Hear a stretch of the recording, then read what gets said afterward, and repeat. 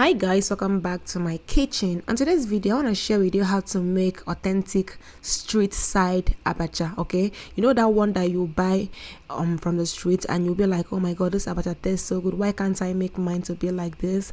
I'm going to teach you how to make your abacha at home and it will be so good. It will taste so perfect. I call this professional abacha, and one of the things about abacha, all these professional abacha makers, is that their abacha have a very good texture, and the secret is using warm water to soak the abacha. Please do not use hot boiling water if you want the texture to be, very nice and not mushy. Okay, please do not use boiling water to soak abacha, and then do not leave it in the water for too long. Here we are going to just make sure all the abacha mixes with the warm water, and then we'll transfer into a sieve. By the time you bring the abacha out from the water, the abacha will still be very tough, but don't worry about it. Let it sit in the sieve for between 5 to 10 minutes, and then it will soften just like you see. Next is toasting your pepper. Guys, toast your pepper if you want to get delicious abacha. I added some salt and I toasted in a very low heat. Next is add a little amount of red oil, like half a cup, and then some onion, add some seasoning cube, and then we will also add some crayfish. Guys, this step is going to move your abacha to the permanent side. Don't even miss this step.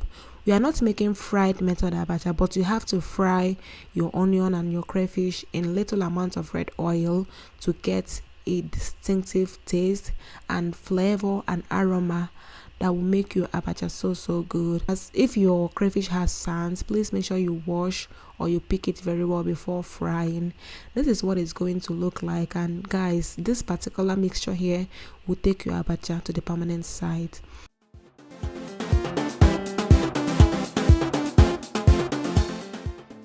Now we are going to roughly pound the toasted pepper. You don't have to pound until it's very fine, just roughly pound it and you are good to go. Then in a bowl we are going to add the ungo.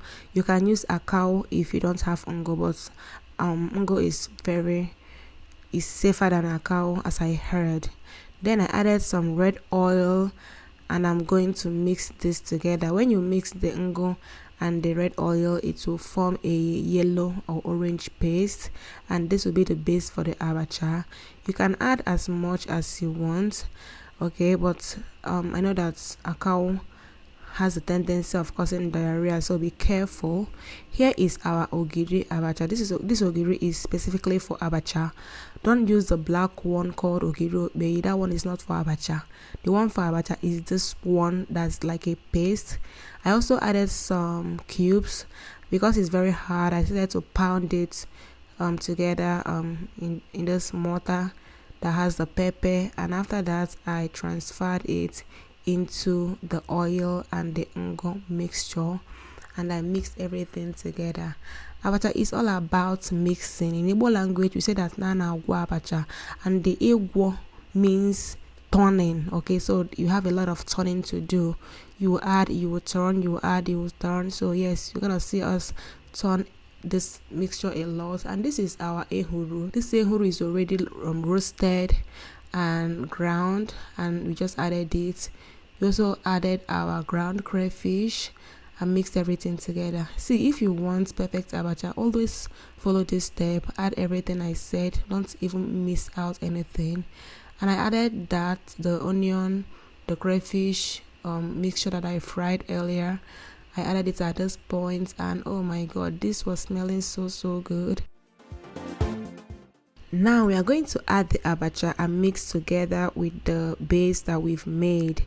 We are going to use a spatula to mix ours because it's not much, but if you're making a very big quantity, please use your hands. Wash your hands and use. Added some salt to taste, and we continue to mix together properly. This is my mom helping to mix the abacha, and I'm the one holding the camera. Please say hi to her in the comment section. On this same day I also made some isewu, that's goat head, and I've already posted that video. Please make sure you watch. Isewu goes very well with abacha, so we paired it with this abacha and it was so good. This food is for very important people, okay? It is for odogus. So if you feel like you're an odogu, make it for yourself or make it for your loved ones. This is the perfect way to make abacha. Don't over soak in water, and make sure you use all those native ingredients that I used in the video. Thank you so much for watching. Please like, please comment, subscribe, share, and let me know in the comment section what other local recipes you would like to see from me, and I will make sure to film the video for you. Thank you for watching, and I'll see you in my next one.